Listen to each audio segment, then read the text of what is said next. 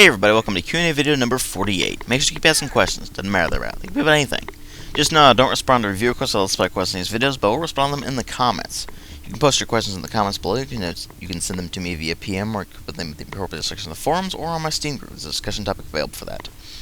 Gameplay in the background is Assassin's Creed 2 because I've been playing it recently and, why not? Yes, I will be reviewing it. I can't tell you when the review is going to be out, so don't ask. Anyway, we're going to start today with a question from Ravadin V Max. What are your thoughts on esports? Pretty much the same as normal sports. I don't really care. Now, I do think it's nice that esports have finally gotten recognized as a legitimate sport, a legitimate competition kind of thing. If you didn't hear about that, the U.S. government actually started issuing sport visas, I believe. I can't remember the exact terminology, but basically visas for sportsmen to esports people, so they can actually come over to the U.S. and do their tournaments and such like that. So that's actually really cool. It means that they recognize it as a legitimate sport. But apart from that, I don't really like esports all that much. It's much like I don't like normal sports all that much, at least the professional kind of stuff. Sure, it's sometimes really cool to watch stuff like maybe the Evo tournaments for fighting games, something like that, but generally, I don't keep up with it. It's just one of those things where if somebody tells me, hey, there's this really, really cool match or something like that, and then sends me the link to it, I'll watch that and be like, oh, that's kind of cool, but I don't follow up on anything like that. That said, if you haven't seen The Beast is Unleashed, the Evo 2004 tournament for Street Fighter, watch that, because it's amazing. And if you know anything about Street Fighter, it's even more amazing. Anyway, let's move on to a question from Matoro. What is your opinion on mobile gaming becoming more in-depth than ever before, like Deus Ex The Fall or other console AAA games getting ported to tablets? Do you think it would eventually replace PC and console gaming? Not only in single player, but in multiplayer too, since it's all convenient to have with you all the time. Well, there's a few things to note here. The first is that Deus Ex The Fall is not a port. It is a straight-up game developed specifically for tablets and phones. And I think that gaming in general is... they're overestimating the appeal of tablets and phones. Let's put it this way. There is no such thing as analog control on a touchscreen-enabled phone or tablet. It just doesn't exist.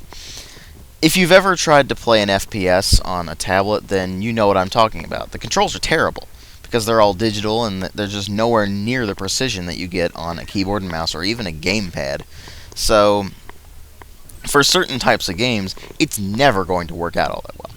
For other games, not so much, like strategy games, for instance, or point-and-click adventures or puzzle games. Those work great on tablets and phones. And they actually have been seeing a sort of renaissance on those devices. And other menu-driven games like JRPGs and stuff like that get thrown on tablets and phones and work fairly well as well. But anything requiring precision is not going to work out all that well on a phone or tablet. It's just never going to happen. And it will always remain a different market altogether. I mean, think about it. Do you go to your tablet or phone for a full-fledged gaming experience? No, you don't. You use your tablet and phone because it's convenient to have with you and it may happen to play games or something like that. You don't look at it as a gaming device because it's not a gaming device. And it never was meant to be a gaming device. It just happens to be a result of it having hardware capable of playing games. And so, it's just an entirely different market altogether. Most people who buy games on phone or tablet are getting games that are just stuff like Fruit Ninja, where it's just a quick time waster when you're in a waiting room or something like that. It's not something that you generally go for a full-fledged gaming experience on. Next one's from Serious Hedgehog Co. Do you believe that gaming sites like IGN and Game Trailers, he says game failures of course, expect games to be of high quality like Bioshock, Assassin's Creed, etc., considering some games like The Last of Us and Bioshock Infinite are getting 10 out of 10 scores without any sort of criticism? Well, you have to understand that sites like IGN and Game Trailers are not really review sites. They're advertising sites. IGN in particular is really, really bad about it. And they basically exist to advertise the games. They don't exist to actually criticize them. Now, back in the day, IGN used to actually publish some decent reviews. Nothing really good, but decent reviews. At least they had some criticism in them. But more and more, you're seeing reviews from these sorts of sites where they don't even understand the concept of criticism, because it's not a review. It's advertising for the game. And so, that's kind of a problem. You don't really go to these sites expecting to see good reviews. You go to them expecting to see stuff that advertises for the game, stuff that might be a decent news story about the game, but they're getting more and more sensationalist, they're getting more and more just ad-driven, and just completely losing all of the integrity that they might have had at one point. So it just keeps getting worse on their end. But do they expect games to be of high quality? I don't think they really care, and that's the thing.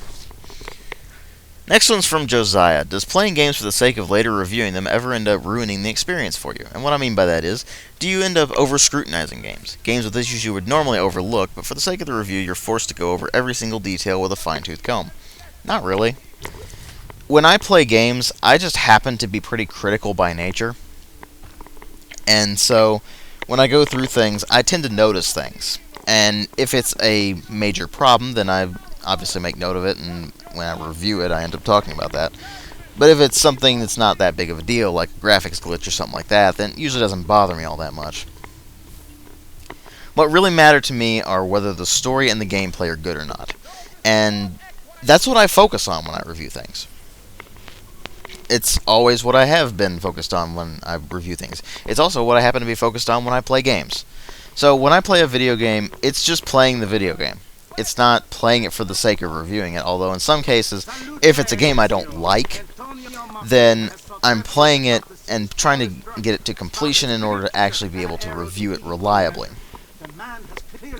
And this also gives me a chance to explore where, say if I was normally playing the game and it wasn't for reviewing it, and I didn't like it, I would just stop playing it, uninstall it, and then never actually bother with it again. But in the case of reviewing, I go through the rest of it to see if it gets any better, or to see really why I didn't like it so much. And that's really the thing you see in a lot of these reviews. It's when I go through games I didn't like, I go through them and really try to explore more. Why didn't I like this? And did it do things that were good or bad or what? And so, do I over-scrutinize things? Maybe sometimes, but usually not. It's just what I observe when I'm playing, and I report those experiences to you as the viewers. Next one is from Dosta. What's your opinion on operating systems based on Linux?